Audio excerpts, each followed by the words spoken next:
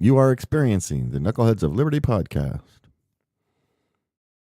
It is Juneteenth, 2024, and welcome to the Knuckleheads of Liberty, where we are bringing you the people and the organizations fighting for liberty around the country and in your region. And today we have a special guest, somebody who has a real history with the Libertarian Party and the Liberty Movement, Mark Hinkle. So he has been the California chair of the Libertarian Party and the national LNC chair as well. So we're going to hear all kinds of great perspective on where the Liberty Movement is and what his journey's been through that. But before we get into all that, let me introduce you to the rest of our panel. In our lower left-hand corner, we have Leon, the word Brathwaite, last word in Liberty. He is a retired engineer in the state of California. In our lower right-hand corner, we have our screaming eagle of freedom, Tim Everett. He is a pilot in the state of California. In our upper left-hand corner, we have our guest, Mark Hinkle, today. And my name's Jason McPhee, and I'll be your host. So we always start out the show with a Liberty quote. And usually I find something that's sort of related to the topics that we're going to go over. But today, Mark has provided the quote, and it's a great one. So let's bring that up. Our invisible hand, James, can you bring up the quote of the day? So this one's from Samuel Adams. He is one of the signers of the Declaration of Independence. He was a governor of Massachusetts, and he's I guess the presumed founder of the Sons of Liberty, which maybe they were kind of like the first libertarians, I guess you might say. I don't know. But it's a great quote. It says, it does not take a majority to prevail, rather an irate, tireless minority keen on setting brush fires of freedom in the minds of men. So to me, that's kind of what your mission is as a libertarian. That sort of spells it all out. I can't think of a better quote. What do you guys think of this quote? Mark, it was your quote. What are your insights on this one? I wish I could tell you when I ran across that quote, but that's been the tagline of every email that I send out, personal and business. It just kind of struck me as that's our role as libertarians, is to be that needle to poke the balloon of big government. And it just resonated with me from day one, and I'm kind of surprised I haven't gotten like any feedback from either my friends or customers. And occasionally, every once in a while, somebody says, 2 thumbs up. So I'm kind of surprised. Mark, excuse me 1 second, please. There's a background noise coming through. Is somebody running something in the background, please? Not sure. But go ahead, Mark. Go ahead. I'm sorry. Go ahead. I'm sorry. Mark, I think maybe they're waiting on you to send that beer. That's why they're not responding. Sam Adams beer. That's a great quote, but where's the beer? That's right. Yeah. Well, any other guys have any thoughts on this quote before we dive into the show? Well, go ahead, Tim. Go ahead. No, it might have been my mic that was doing the background noise. Okay. I think that's what's going on. But anyway, love the quote. I'm going to have to get my own quote. Maybe that one put on my own emails. It's a good idea. I like that email idea. Well, I think, the quote is a wonderful quote. And I think freedom and liberty is the essence of what this country is all about. Life, liberty, and the pursuit of happiness. I think that quote sort of capture that mantra we have had since the founding of this great land of ours.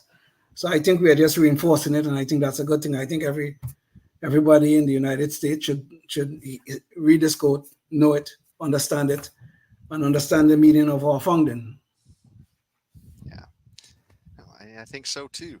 Well, the rest of the show, we're going to jump into the interview. And after the interview, we're going to talk about a few things. We're going to talk about my roads in Oakland and the the state's inability to apparently fix the roads there, and talk about some election shenanigans as well going on too. But first and foremost, we're going to talk about Mark's experience in the Liberty Movement. And so, Mark, you've been you've worn a lot of hats in the liberty movement, and California Libertarian Party chair, LNC chair. It sounds like you've done just about everything on the way up there. So I guess what set you on fire with liberty? What kind of rang your liberty bell? Well, good question. So, you know, the book it usually begins with Ayn Rand. Well, my parents, who were kind of friends of the hippie generation and the beatnik generation. I don't know if you gentlemen know the name Allen Ginsberg or Jack Kerouac from the beat. Yes. Well, my parents were friends with both of those folks and several other people of the beat generation. Wow. Okay. So I was introduced to counterculture way back when as a teenager. And my parents decided to take my sister and I to Europe for 3.5 months to travel around. And when they decided, okay, we're going to have time in the hotel late at night, what do? Watch Italian TV? Well, I don't speak Italian. My sister doesn't speak Italian. So what are we going to do? So my mother decided to bring a copy of Atlas Shrugged and said, "Here, Mark, read this." And it took me about 6 weeks to read it. How old were you at this time? 17. Okay. And was this in about roughly the 70s or the 60s, roughly in that time frame, or? Well, I'll date myself by saying I graduated in the class of 69 from high school. Okay. Born in 51. And so that kind of sparked my interest in politics. I was very much an introvert, as was my sister. My sister decided to go into the arts and theater, and I went into politics. And when I came back from 3.5 months traveling all around Europe, and I'll delve into that later with a second trip to Europe with a trip into Czechoslovakia 1 month after the Russians invaded in '68. Well, but I decided to come back and went to my local high school. And I don't know if your high school had homeroom senators, little student government. And I nominated myself for the homeroom senator for my homeroom, and they elected me. And I just kind of started doing that sort of stuff. And later on, when I went over to San Jose State, I ran across a kind of a renegade young Americans for Freedom group, the objectivist group. And from there, John Hospers, our very first presidential candidate, came to town and spoke. And it was like a dozen or so folks who gathered around and listened to his speech. And then I followed him down to the student union for a snack afterwards and talked to him for about an hour and a half. And I was pretty impressed. He was quoting right out of Atlas Shrugged for a number of things that he had to say. And come that November, I had a tough decision to make. Do I vote for Richard Nixon or do I vote for John Hospers? And I like telling this story. I was listening to a speech of Richard Nixon, and this is a time where 18-year-olds had the first time to vote as 18-year-olds. Now, I happened to be 21 at the time, so it didn't really make any difference to me, but it was the first time 18-year-olds, 19-year-olds, and 20-year-olds could vote. And Nixon addressed the crowd of young people and said, "This is a very important vote, so vote your conscience." So I voted for John Hospers. Okay. Okay. Awesome. Well, it is kind of funny too. It sounds like you got your skeptical taste of government as early as student government. Did that kind of give you lessons that it didn't matter who got elected, the same stuff was going to happen there regardless? Yeah, exactly right. Yeah. So, and a couple of years later, I got on the Reason mailing list somehow and subscribed to Reason magazine, and we've been subscribers for, 50-something years, and ran across some of the local libertarians, people like Bill White, who was one of the founders of the Libertarian Party here in California. I was actually his campaign manager in 1980, who is the first libertarian candidate, partisan candidate, after we achieved ballot status in 1980. And I've been vice chair of the local party, chairman of the local party, served on the state exec-com for, I don't know, 20 some odd years, on the national party, 12 or 13 years. As you say, I've been national chair, state party chair, and I bill myself as retired chair because I lost my re-election. So Well, sounded better to be retired than, loser. Well, there is an interesting question there, I think, and that's also, you were sort of set on fire by John Hospers to sort of, I guess, and Atlas Shrugged to wake up to the message of liberty, it sounds like, and start, I guess, at least voting that way. But what really set you on fire to get involved in the party, sort of to get up and just take action as well? Because, I mean, you certainly have a lifetime of action, it sounds like. Well, again, I mentioned earlier, both my sister and I were introverts, and I think we both feel something like, we really can't be introverts for all our lives, so let's do something to cross over that threshold and become, well, maybe not extroverts, but at least step out behind the curtain and, get out there and do stuff. Oh, shoot. Hold on a second. I got to unring this phone call. There we go. Sorry about that. Let me turn my cell phone off. No, that's okay. We've had plenty of unexpected interruptions in the history of the show. Yeah. We actually had one guy. He was a gentleman who was a senatorial candidate from Pennsylvania, and he had this. He said something like, "Oh crap," something, and then boom, he was gone. We found out later, I think his cat jumped on his router or something like that, but we had no idea at the time what it was that caused him to exit the show. Anyways, yeah. Cat ate the router. Yeah. Yeah. And see, and getting back to the question at hand, it sort of met my deep-seated need to, sort of get out of my closet and, as it were, and become active in the community. And of course, I ran across some pretty interesting people. Martha O'Connor was the very first objectivist that I ran into, and at that Renegade Young Americans for Freedom group. John Hospers, of course, he was a professor at the USC. A pretty smart guy in and of itself. And as I became more and more active, I became familiar and friends with people like David Berglund, Sharon Ayers, David Nolan, of course. I served with him on the LNC. And, a whole host of people who are, pretty much the names of people involved in the Libertarian Party leadership. And, most of them, I have their home phone number or their cell phone number. I probably shouldn't say home phone number because no one has a home phone number anymore. That's true. That's true. Mark, you said a little while ago, you said you spoke to several people who you termed objectionists. Did I get that correct? Objectivist.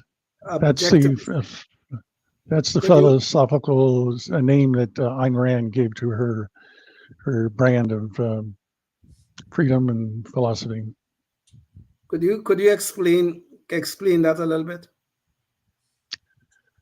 Oh boy, I don't claim to be an expert on her philosophy, but none of us are experts here, so it's okay.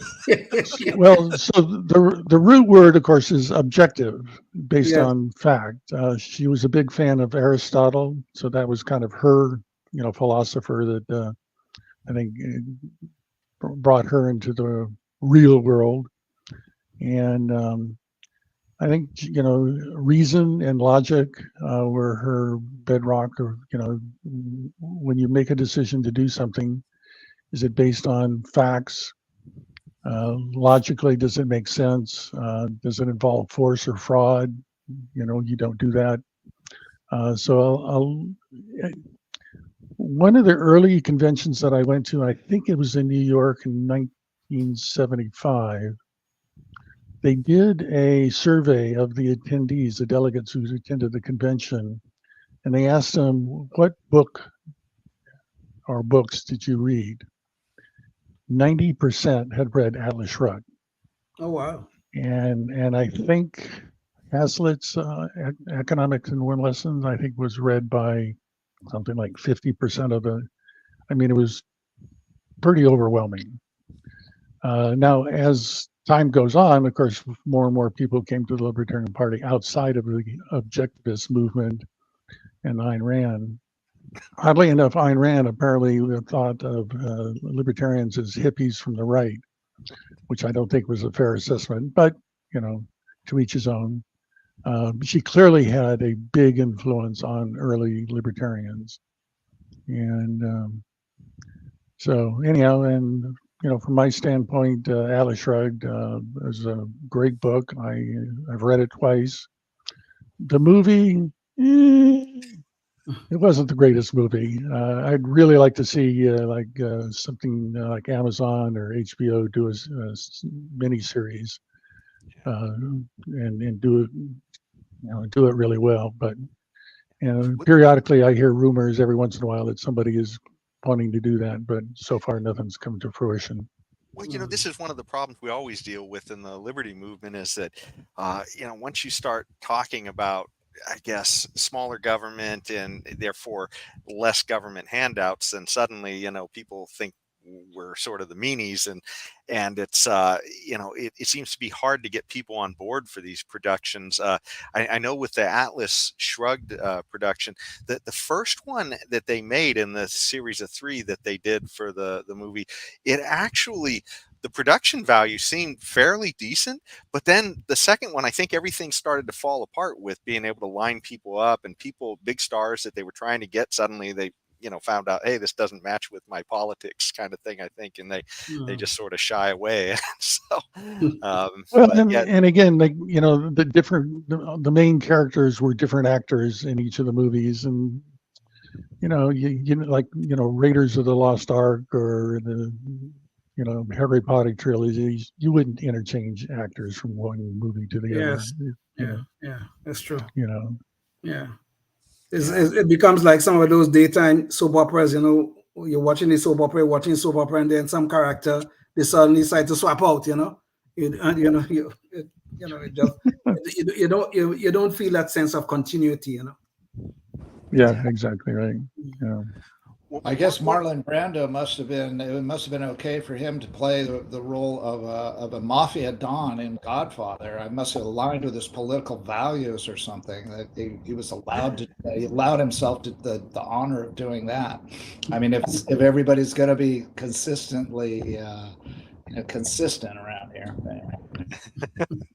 Yeah, somehow that falls in with politics. I don't know why. But one of the it's top-down central planning. I'll grant you that one. That's true. Yeah. But one of the things I did want to ask you about, Mark, you having worn so many hats, and I guess it's kind of a mystery to so many people what happens at the kind of high levels in these parties, and the fact that you've been the LP chair of California and the LP national chair. I guess could you give people a sense, I guess, of sort of what goes on behind the scenes? What sort of the business is that you have to tackle when you're up at those levels? Well, as you can imagine, it's an involuntary organization. Of course, you can't force anybody to do anything. Even people, when we had paid staff, there's an incentive for the paid staff to do as you ask, but libertarians, I think, being the individualists that we are, we don't order people to do things. We say, hey, dear executive director, we'd like you to do X, Y, and Z. What do you think? Get some feedback. And in general, when libertarians are cooperative, things happen, and when we're not cooperative, things don't happen. So there is a meritocracy kind of built into a volunteer organization, regardless of whether it's the Libertarian Party or not. But particularly libertarians being really individualistic, And as a little side note, that's one of the things that really bothers me about this Mises caucus is they seem to vote lockstep, which is so alien to me from a libertarian standpoint. I remember as state party chairman going to a national convention, a presidential convention. And, you know, when the Republicans and Democrats announce, you know, this great state of California casts X number of votes for this and that.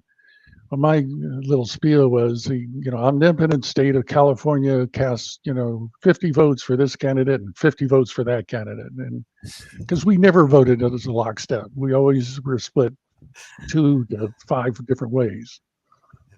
And everyone was okay with that. So this is an anomaly in the history of the Libertarian Party where groups seem to vote lockstep. Again, I don't know if you either attended or watched the most recent convention in DC, but members of the Mises caucus had signs that said yes on one side and no on the other side. And their kind of stewards were apparently they agreed ahead of time what they were going to support or oppose, and they would hold up the sign saying no or yes, depending on. And as a group, they pretty much voted lockstep, which is mind-boggling to me. You know, it does sound a little collectivist. You think, Jason? You think? How can you say that? Yeah. Well, you know, it's funny. I mean, because I do find that, you know, as far as like the Mises Institute and stuff like that, that I agree with a lot of the things, but I haven't had a chance to talk to many people who are part of the Mises caucus specifically. So it's hard to know exactly what's, you know, I've heard Dave Smith a fair amount, but I haven't, you know, had too much opportunity. In fact, we've actually tried to reach out to people who are specifically in the Mises caucus just to kind of get their perspectives, but we just haven't had a lot of luck. So I'm not sure why. Yeah, well, and again, I can't name names because I don't really remember all the names, but there have been a few people here in California who were part of the Mises caucus, but for one reason or another were excommunicated, and they're persona non grata. And so it's just, this is so unlike libertarians that I've grown up with over the last 50 years that it just kind of boggles my mind. It almost sounds like the objectivists in a way, because my understanding was, listening to Walter Block and some of the others, is that, you know, you really couldn't disagree with Ayn Rand if you were part of the group. So I guess it didn't fly very well if that was the case. So, I was never in the inner. I was never in the. Go ahead. I'm sorry. Go ahead. I'm sorry. I was never in the inner circle. In fact, I never even met Ayn Rand, but I do know some people who did, and they confirmed that you didn't want to go up against her and oppose her in any substantial way, and you become persona non grata and out of the inner circle. So it is kind of like that. You're right, Jason. But yes, getting what has been such. Timmy, wanted to say something? I'm sorry. Well, again, I don't know a whole lot about the Mises. I mean, obviously, Ludwig von Mises is the economist, and there is the Mises Institute, which, as far as I know, is wholly separate from the Mises caucus. It is. One is political, and one is an economic research think tank.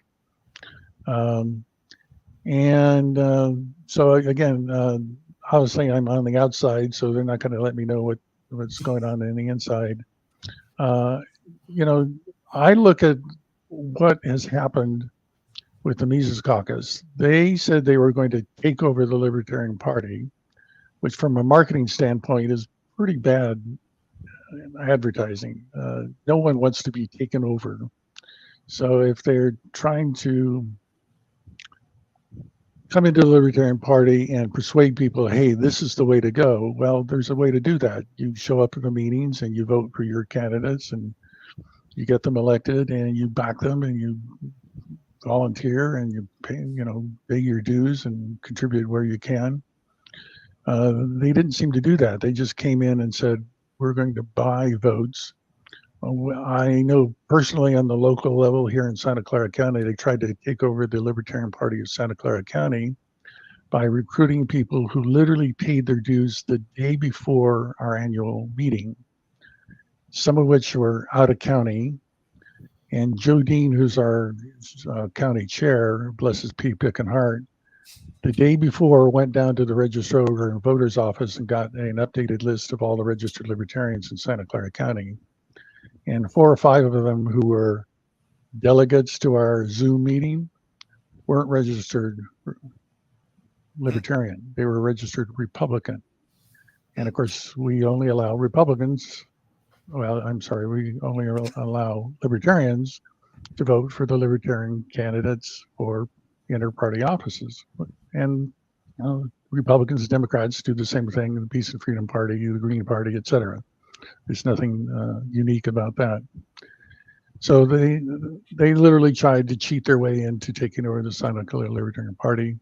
I've heard rumors that some of the people who attended the state party convention where they took over the California Party, that some people had their hotel bills paid for, their delegate fees paid for, and their membership paid for. And for those who did try to take over the Santa Clara Libertarian Party and literally join the day before our annual convention, 1 year later, all of them, their memberships have lapsed, so they did not renew. But Mark, I don't know. I'm having some serious flashbacks here, or whatever. I don't even know what it is. You are saying here that the Libertarian Party, the party of liberty and freedom and individualism, is their conduct doesn't differ much from the Republicans or the Democrats. They're buying votes, they're doing all sorts of shenanigans. It sounds to me that what you're saying is that once power comes to anyone, we're going to have a problem. Whether you're a libertarian, you're a Democrat or a Republican, you're the Green Party or wherever. The issues, I mean, if I'm going to believe, and I do believe what you just said, but if I'm going to believe it, you are saying that it does not matter what party you belong to. The corruption is going to take you. Let me jump in real quick. If you're watching on public access, to get the response to this, you're going to have to go online to hear the rest of the show. We're on Spotify, YouTube. Find us at knuckleheadsofliberty.com. Also Rumble. Go check out that show, the rest of this show, where the conversation continues. And we've had a lot of other interesting interviews as well. So back to the show. That's called a libertarian cliffhanger.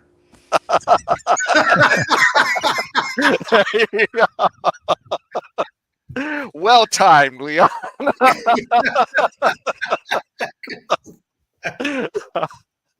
So, Leon, to your point, I think you have a good, solid view of the facts. And I don't regularly say this to folks, but that's why I'm an anarchist.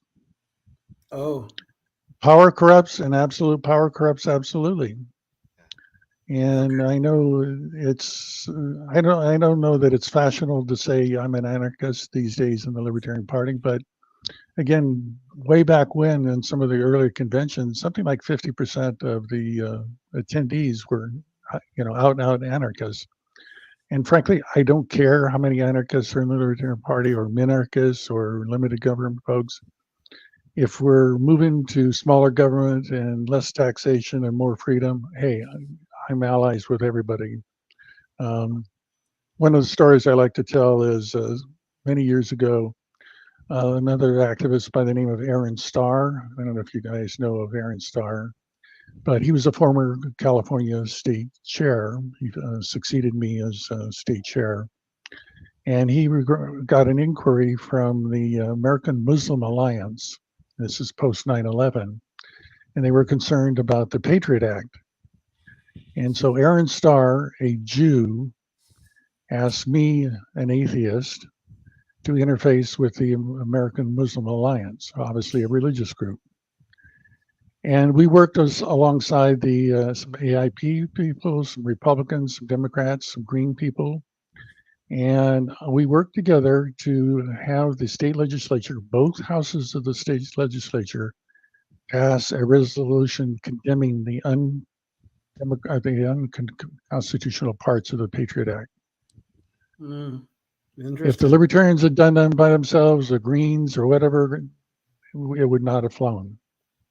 But we joined together for a common cause, hatred of the Patriot Act, and we got both houses of the state legislature. And Tom McClintock was one of the ones that I happened to run across in the hallway up in Sacramento, and I gave him like a 30-second pitch, and he said, "I'm on board." And Well, sometimes that's all it takes.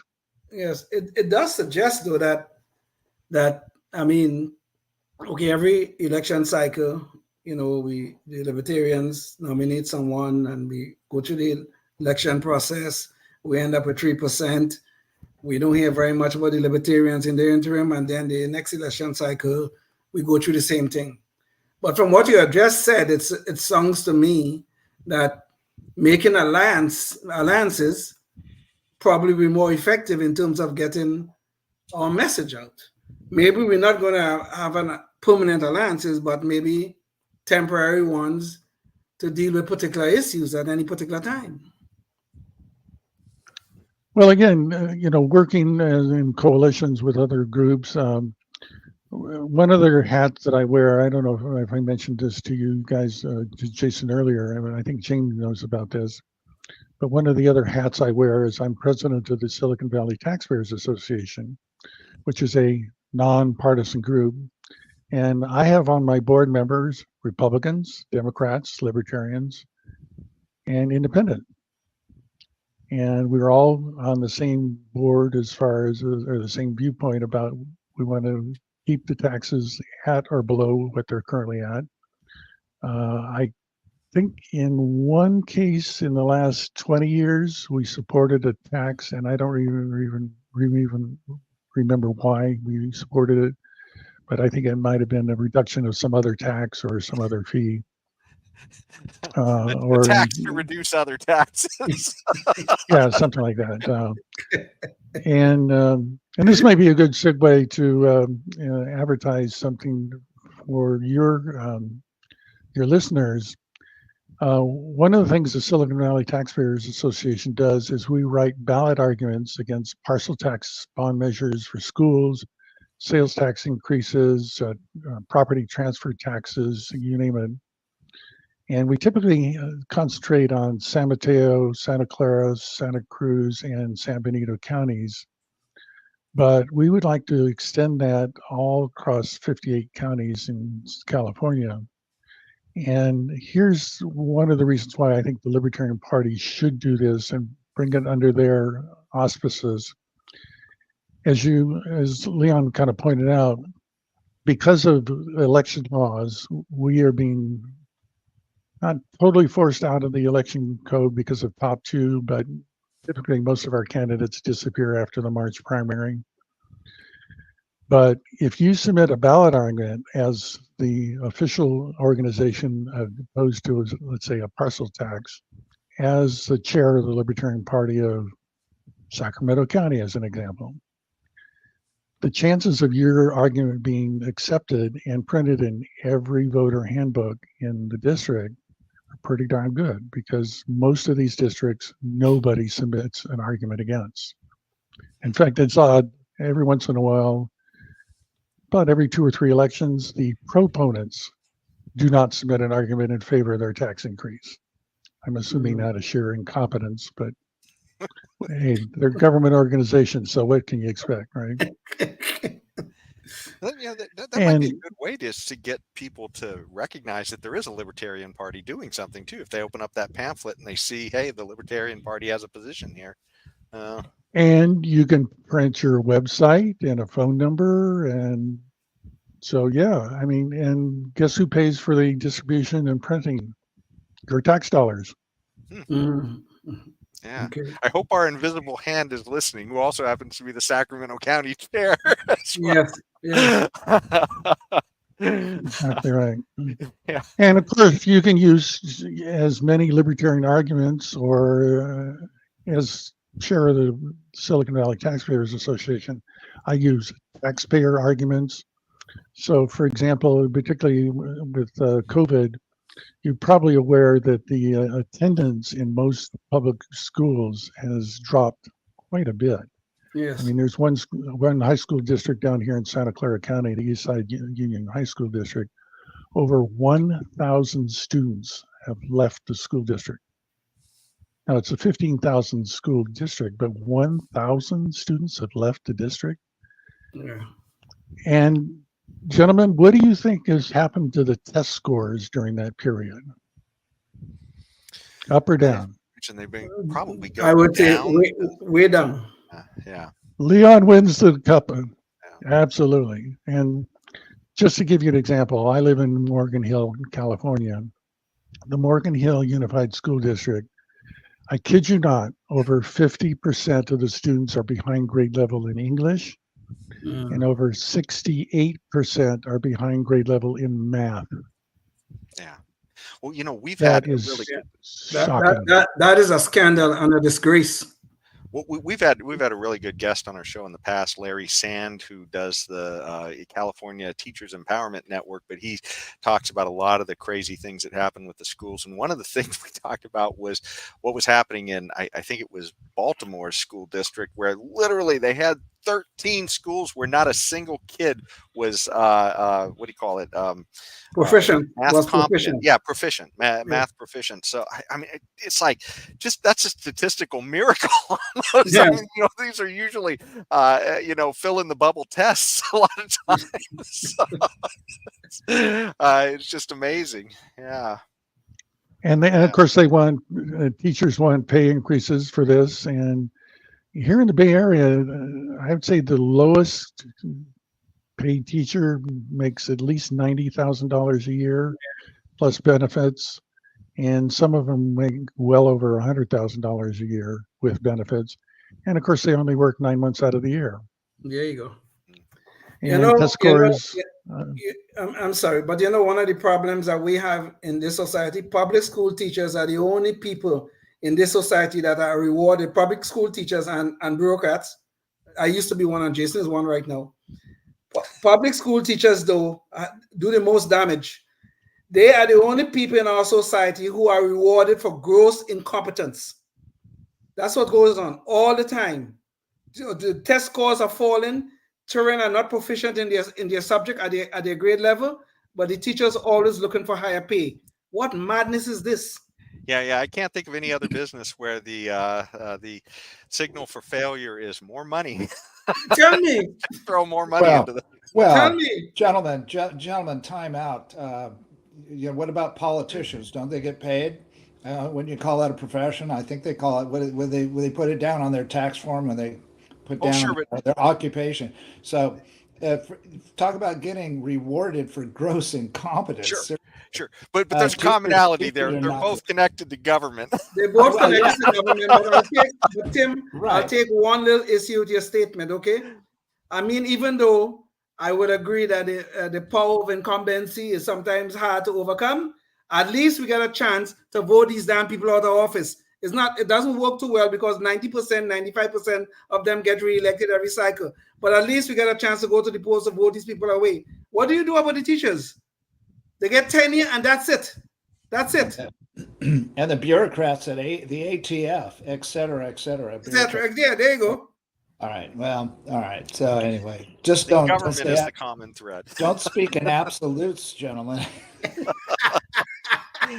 Well, I think we can absolutely say that government is the common thread of all this failure. Yeah. I think you'd say that with absolute certainty, yes.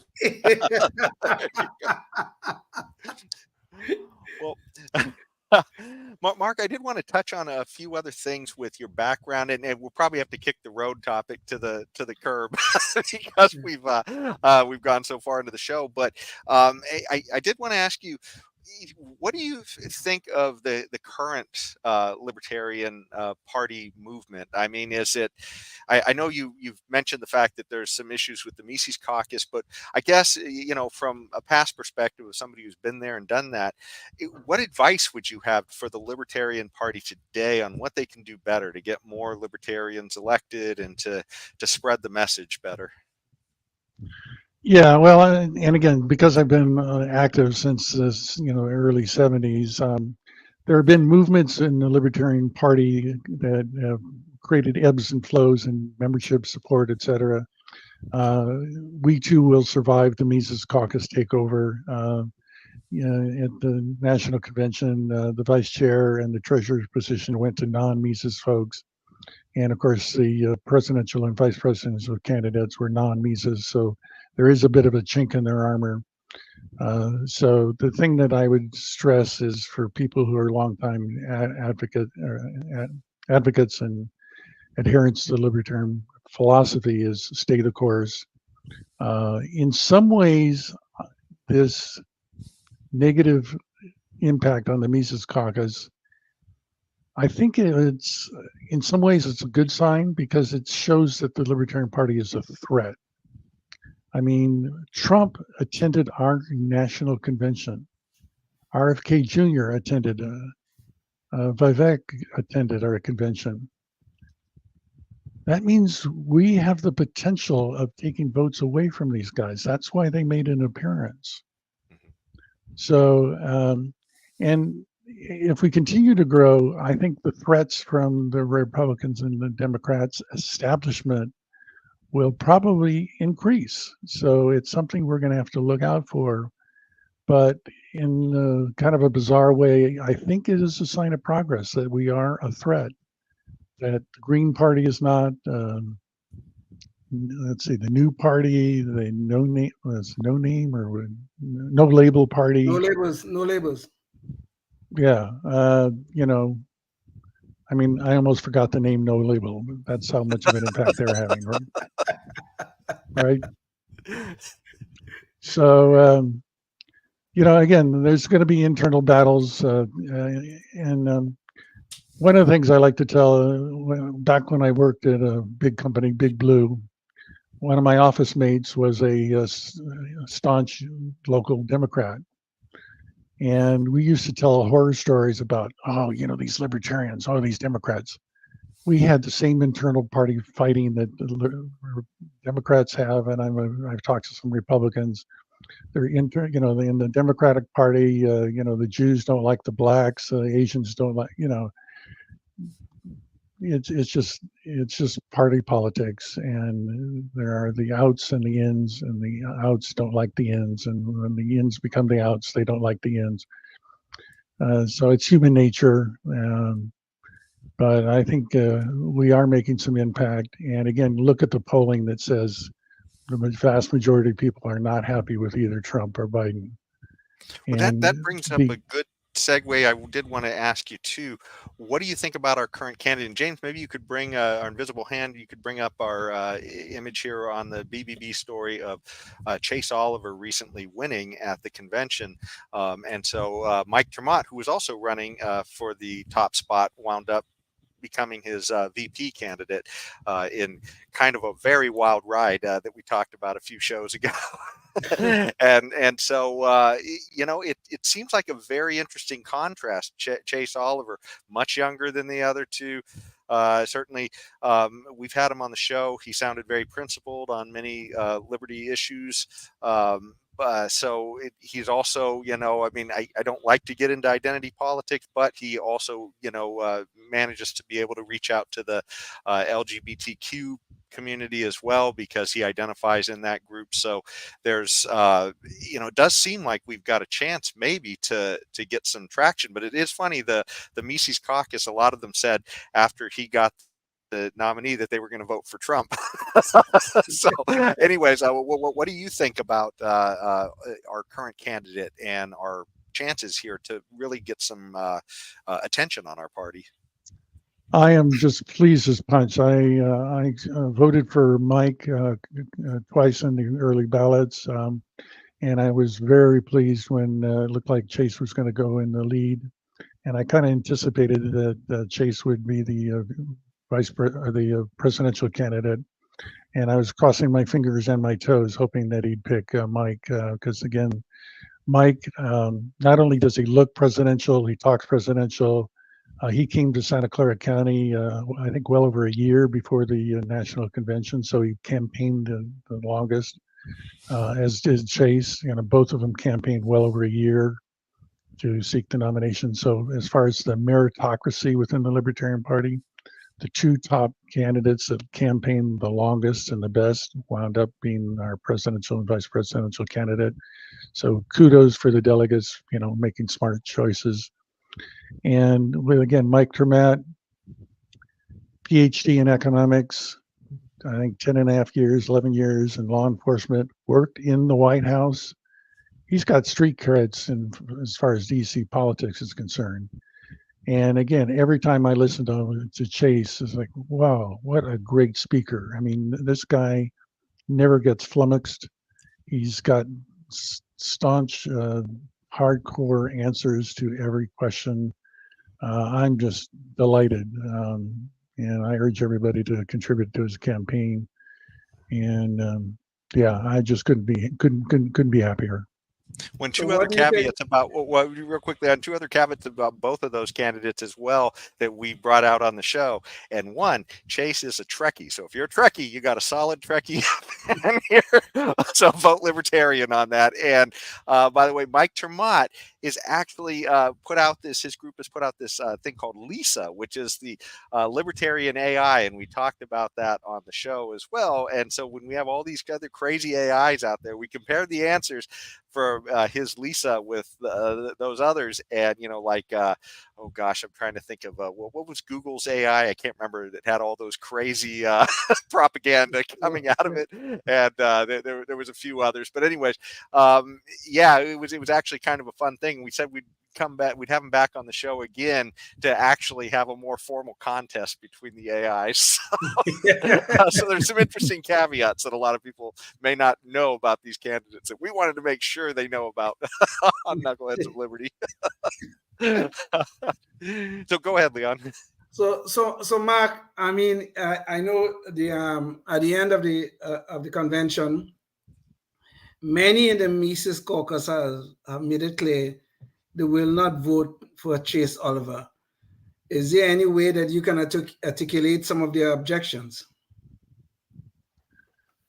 Well, I'm probably the last person that should address or reach out to the Mises caucus. Maybe somebody who's maybe a former Mises caucus, or some people who are quote unquote neutral, because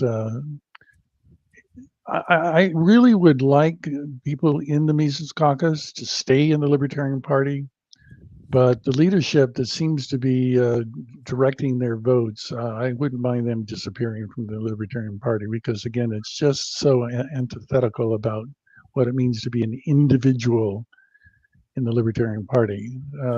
It is, as I think Jason said, it sounds really collectivist, and that's not who we are, and we never have been that way.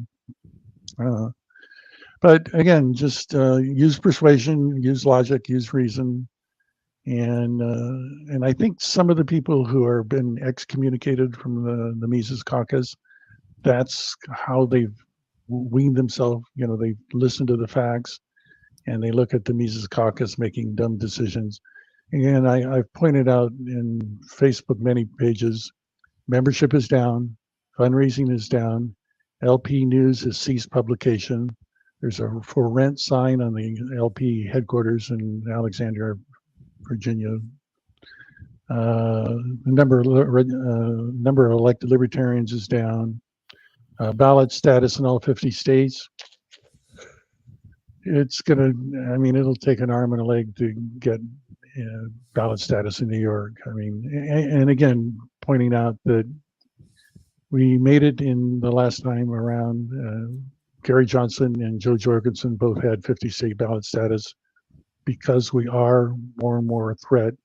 The New York State Legislature, I think, doubled the signature requirement. So clearly they view us as a threat. So in the short term, yeah, it's going to hurt, but in the long term, they recognize we are a threat, and we are a threat, and we're coming for you. Well, speaking of ballot access, that does bring up one of the topics I wanted to touch on the show today. And one of the interesting things that has happened, that although the Libertarian candidate doesn't have enough, of at the moment to get on that debate stage with the main candidates at the moment, but RFK Jr., who showed up, actually is close to those criterias. And apparently CNN has just gone out and they've started negotiating with both Trump and Biden to set the debates without even considering any of these other candidates. And so, James, maybe you could bring up the visual here. So there's an article here from The Hill that talks about RFK Jr. filing an FEC complaint because apparently this violates potentially campaign finance laws, because this is like a contribution potentially to these campaigns.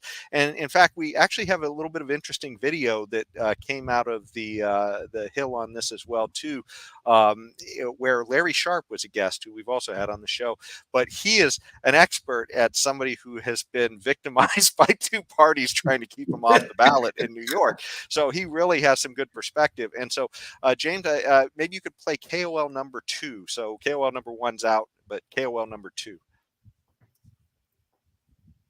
Lawsuit that was filed about objective criteria, and it does seem that there is criteria laid out by the FEC, specifically being constitutionally eligible, appearing on a sufficient number of state ballots, and having a chance, or 15%, of winning votes in the Electoral College. So which of these did CNN end up violating?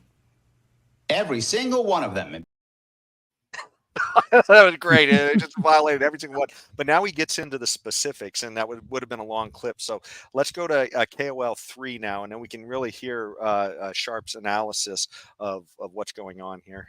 Because it was not actually objective or pre-established early on, the criteria also, the funny part is, the only person who actually does actually fit the criteria is Bobby Kennedy Jr. RFK is the only one. The other two candidates, Trump and Biden, are not on the ballot in any states. They are the presumed or presumptive candidate. And that's something that CNN decided to just make up. And I'm not making that up. They made it up, not me. There's no such thing as presumptive candidate in state law, no such thing as presumptive candidate in FEC rules and regulations. Nowhere is that a thing. They just decided that. And then they said to themselves, well, because they're presumptive, we don't have to put criteria on them. We'll just put it on Bobby Kennedy. And they know they did it on purpose. Their own reporting said that if they do it this way, it might weed out, their words, not mine, it might weed out some third-party candidates. And of course, libertarians are almost always a victim of that as well. Just one of the many challenges we're always facing. And we saw that with Gary Johnson, where it looked like he was going to break that threshold. And then they just sort of changed all the rules on him at the last minute as well. What are your thoughts on that, Mark? I mean, what kind of, you've probably seen a lot of these shenanigans over your time in libertarian politics.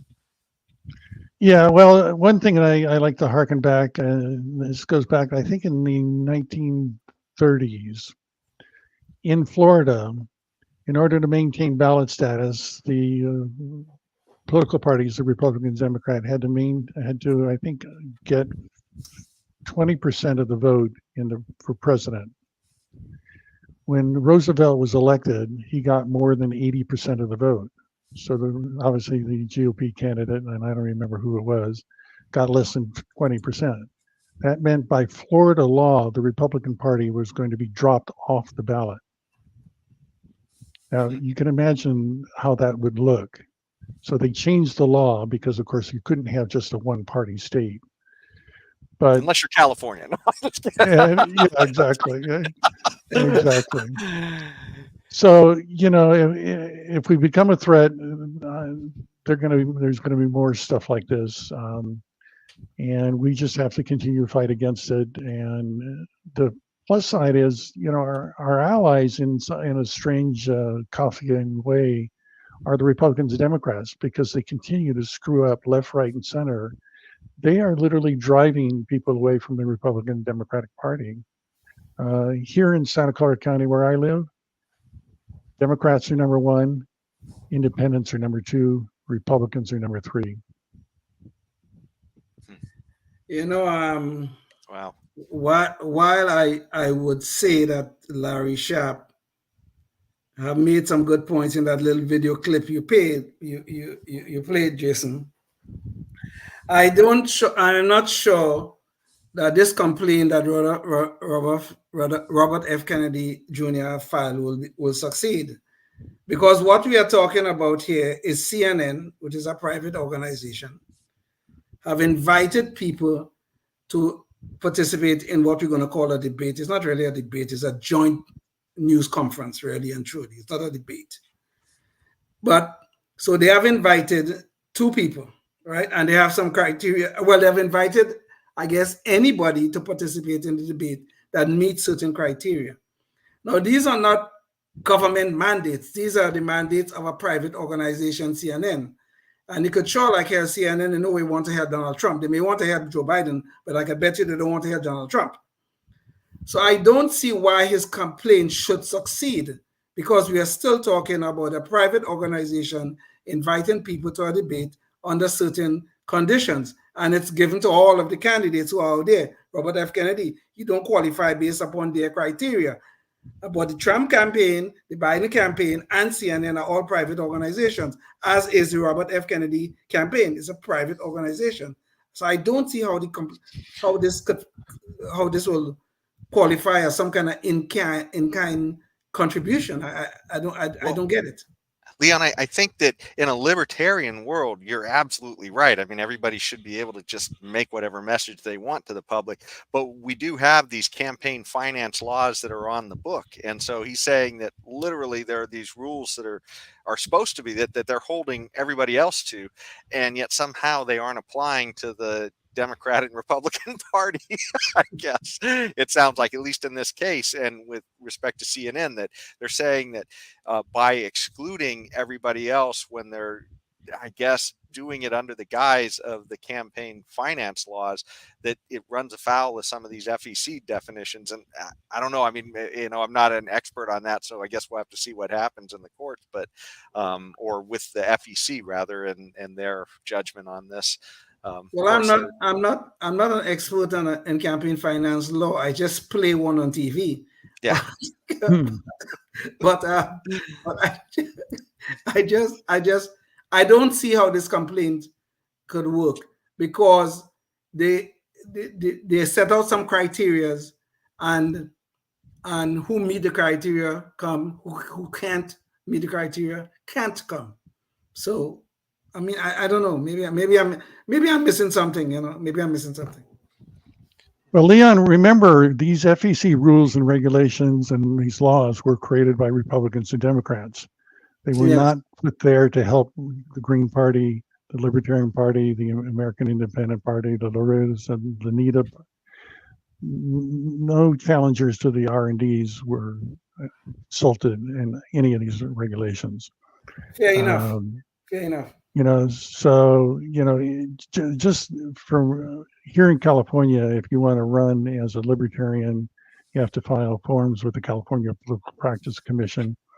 And, if you really want to do it right, you probably should hire a CPA or some sort of accountant to do it, because otherwise, if you run afoul, you're going to have to pay fines.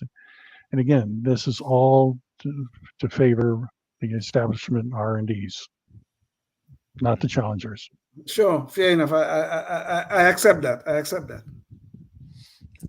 It just seems like yet another in a long line of keeping any of the competition sidelined. That's what the rules seem to be for. I mean, no matter what you look at, is minimum wage laws, licensing laws. Last time I checked, Richard Ryder in his Breaking Bad California website pointed out, I think it was like 171 licensed jobs here in California, which is the most of any state in the nation. And when you put a license on it, do you include people or do you exclude people? You exclude people. And that drives up the price. And you Yes. and I, as a consumer, we pay more for plumbers and electricians and hairstylists. And of course, one of the is everybody here familiar with the Institute for Justice? Yeah, I think didn't they represent the group that was suing the unions about the union membership, or maybe I'm mixing them up. Could be the one instance that I'm kind of favorite of quoting.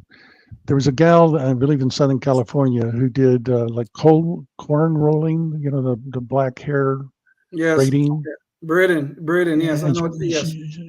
and she did not have a cosmetology license, which requires 1,600 hours of training. And you know how many hours of that 1,600 has to do with braiding hair? Yeah. Where's zero? Yeah. They sued and actually won, thank goodness. But again, this is some of the nonsense that we get brought with licensing laws. You've probably heard recently that the $20 minimum wage law for fast food workers. Yeah. Already over 10,000 workers have been laid off. Mhm. I think it was at Pizza Hut, laid off 1,200 drivers. Yeah. Yeah. I Yeah. mean, I don't. It's a barrier. Yeah, these people make these vacuum policies. They make these policies. They institute these policies and think they will have no effect upon the behavior of consumers and suppliers. They just make these laws like everything is just going to fall in place out of thin air, and we're going to have this utopia. It's just insane. You're absolutely right. It's just insane. And the sad thing is some of them know better, because I remember when Jerry Brown was on his way out of office, he actually put into law one of the increases in minimum wage he signed that was going to take effect, I think, after he left at some point. But he literally said when he was being interviewed about it, he said, well, we certainly are aware that many economists say this probably isn't going to, do much good, but we're going to do it anyway. Yeah. I remember that one. Yes. Just terrible. But yeah, that's because his donors wanted it, and so he's bought and paid for. Absolutely. Yeah. Well, speaking of bought and paid for, I guess we're almost to that point in the show where we're at the end here, and so that's usually where we go into our knucklehead noise patrol of somebody saying something kind of crazy or doing something kind of crazy. And in this case, we're going to talk about Biden again, but it's going to be because of, I guess, yet another video where he was, caught sort of maybe looking like he wasn't all there. But part of the issue here too is the response in the media to it. So we'll get into that. But let's start by showing this video where he was at a Juneteenth celebration, which is kind of ties into Juneteenth. Oh, I forgot to say it's. I did say it was Juneteenth at the beginning of the show. So this brings it all back to Juneteenth. But he was at a celebration at the White House, and he seemed to almost kind of be completely disconnected. So here's a video clip. It's KNP 1. I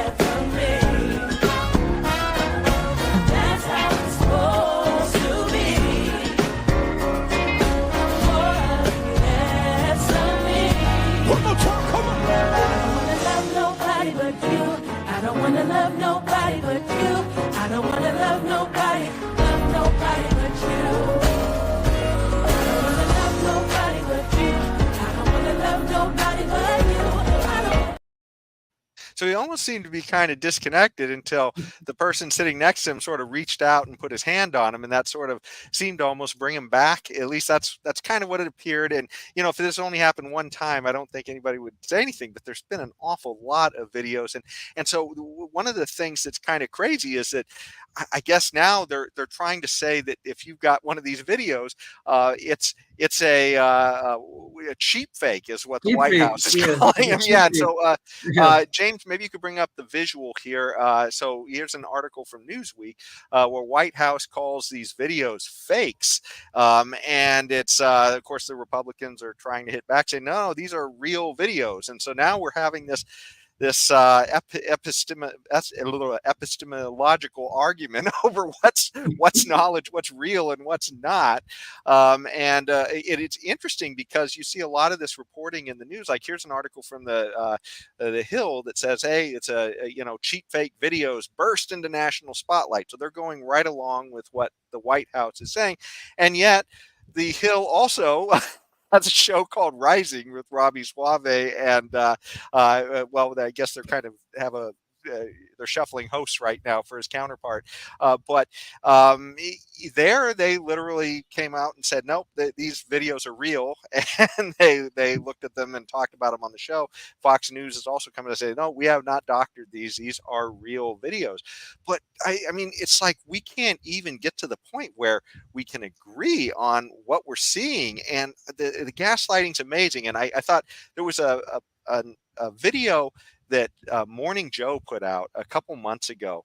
And I mean, I feel like we can all see Joe Biden. We can kind of all see what's happening in the economy.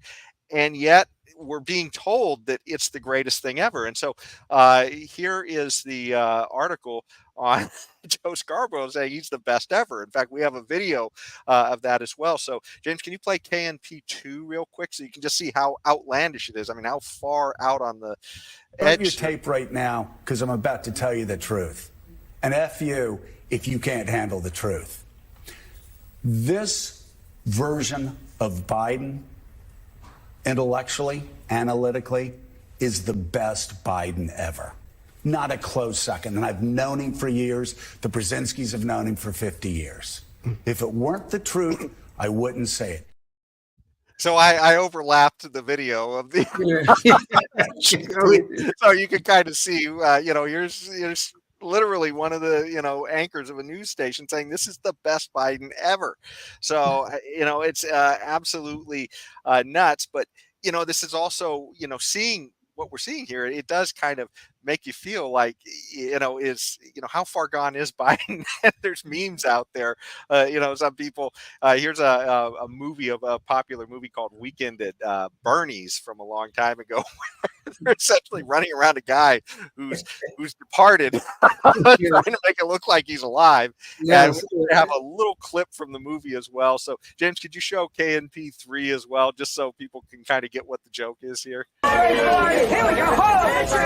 Hi, Bernie. Hey, Bernie, just like last week, huh? Bernie? All right. Okay. Look me in the eye. Fist seatbelt. Yes. I knew it. Thank you, Bernie. Thank you so much. This guy's like family.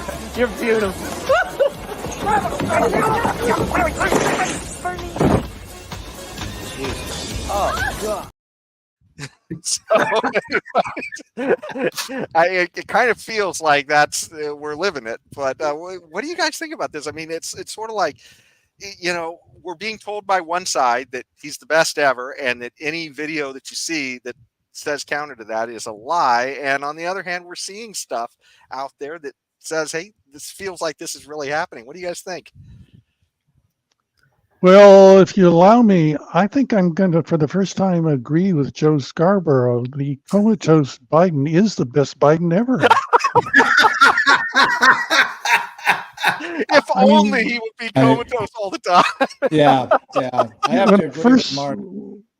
When I first saw that video, I thought it was a cardboard cutout, until he kind of moved his head like, he was like frozen in time. The only better version of the current president is if he was completely and actually and truthfully comatose. We wouldn't have to listen to him anymore, and so on. So that's a better version, if you ask me. You might be right about that. Yeah. That brings up the bigger question: who is the president now? Because it isn't Biden. Right. It's Barack Obama. There's no doubt about that. Barack Obama is running the country. They wouldn't admit that, but he's running the country. I bet money on that one, quite frankly. All right. But the point is though, if you saw, there's another video of there with some fancy fundraiser here in California, I think in the Los Angeles area, if I'm not mistaken. And the music was it was done, and the music was playing, and everybody was, kind of clapping and stuff like that. And they were a little bit waving the Obama and one of them night show hosts or somebody, and Biden was there waving to the crowd.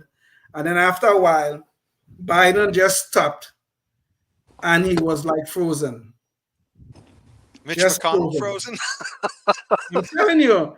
And Obama reached out, grabbed his fist, just like Jill Biden does, grab his fist and tugs him a little bit, and then puts his hand on his shoulder and walks him off the stage. And you could just look at Biden walking off that stage, and you know this is a near comatose man. You could know it. It's as obvious. You see, the problem we have right now, and Mark, you asked the right question, who is running the country? Because it sure like hell is not Joe Biden. I could bet money on that one too. Okay? Now, I believe it's Barack Obama is running the country right now. I think he's the one who's making all the call, and whatever he tells Joe to sign, which of course there's a lot of things the president must sign, he will sign it. But that is what is going on. We are living in dangerous times. And the worst thing about it, the media is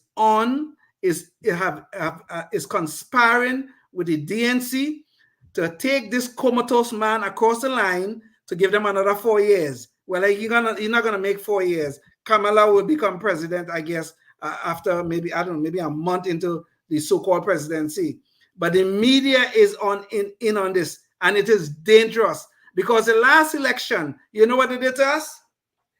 They told us that, that laptop from Hunter, it was Russian disinformation. Okay?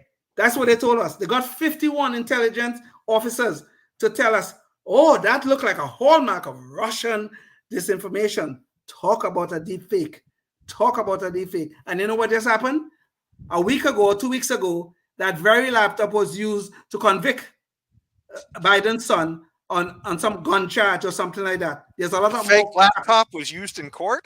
Could you imagine that? That fake laptop, that one, that same one that was the hallmark of Russian disinformation, that was used in court and authenticated by an FBI agent. Imagine that. So what I'm wondering right now, okay, and here I'm going off track a little bit. What I'm wondering right now, what is the deep fake these people are planning for us, since this comatose man could not make it over the finish line on his own? I'm wondering what they're planning for us, because they're planning something. It must be. Well, you're kind of stealing the hook I was going to give us at the end of the show. I mean, beyond the point that I wanted to just say that, hey, look, this does beg the question of, do we even need a president? This is our current president. But there is an article from Politico here, and James, maybe you could bring this up real quick. So it says Dems in full-blown freak out over Biden. So this is a few weeks old here, but they're talking about just his current state, and they're not sure what's going to happen with him, I guess, with more and more of these happening. And of course, here's a polling from the 538 project, I guess, and they are showing essentially that it just doesn't look too good for Biden, over the course of his presidency here.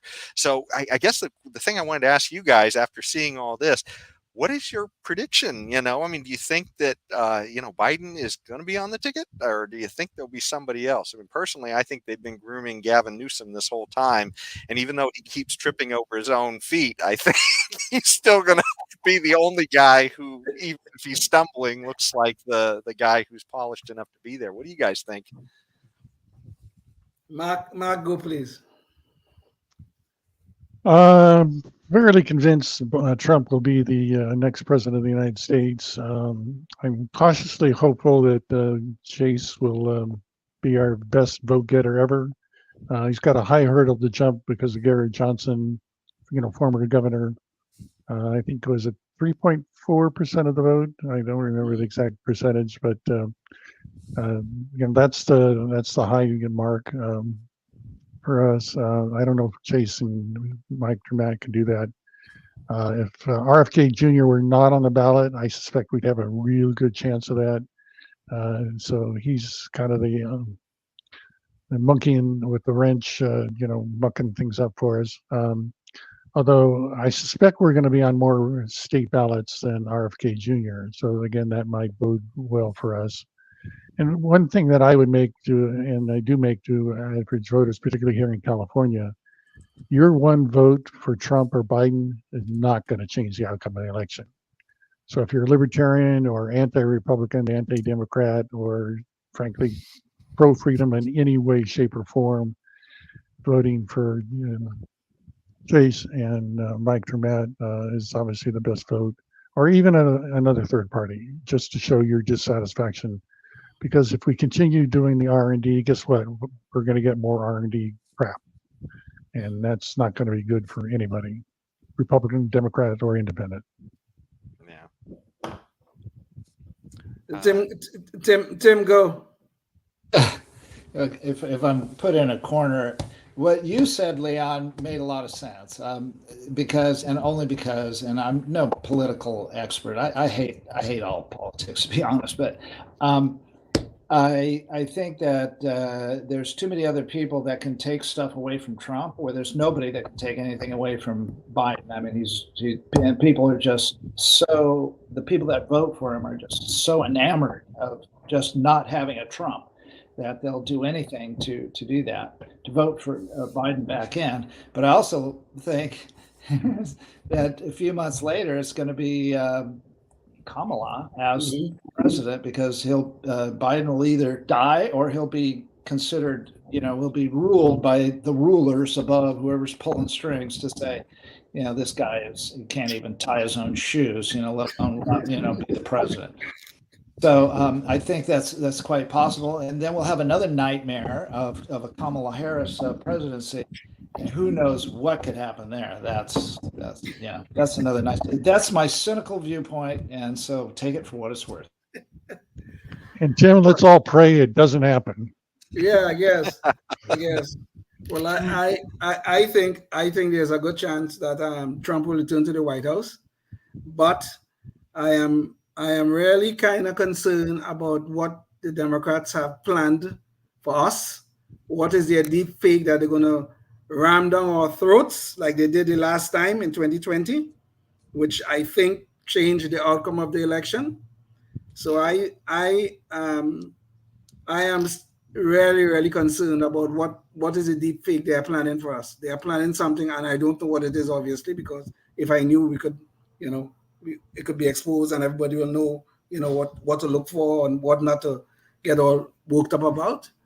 But I think there's a good chance Trump will return to the White House. Okay. Leon, it's probably a good thing you don't know, because they might want to assassinate you if you did. Damn. Oh, it's one of those things where I can tell you, but I'll have to kill you, Yeah, I know. Yes. Well, I tell you, I think on that sad note of where we're headed in this election, do you have any final thoughts, Mark, that you wanted to leave the audience with? And I know too, you're planning on organizing some booth stuff at the California State Fair. Did you want to give a shout out on any of that, or any other plans that you're working on? Yeah. The LP will have a booth at the California State Fair, Building D.